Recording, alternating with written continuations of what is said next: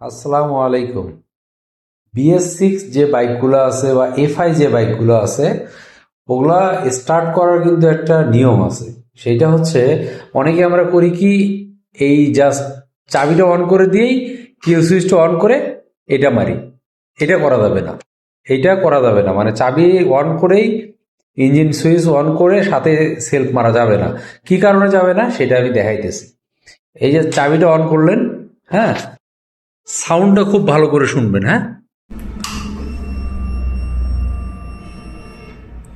এই সাউন্ডটা হচ্ছে আপনার ফুয়েল পাম্পটা যে কারেন্ট পাইলো সেটা সাউন্ড। ফুয়েল পাম্পটা চালু হইলে দেখেন, এই যে ফুয়েল পাম্পটা যখন চালু হইলো, এরপরে গিয়ে আপনি সেলফ দিবেন। তার আগ মুহূর্ত পর্যন্ত সেলফ দেওয়া যাবে না। মানে মোট কথা হচ্ছে, এই যে কিল সুইচটা অফ করে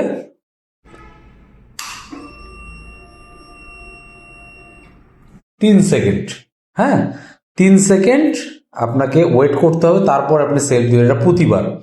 আর যখন আপনি ফার্স্ট সকালবেলা সেলফ দিবেন, তখন অবশ্যই এক্সেলেটার টানবেন না।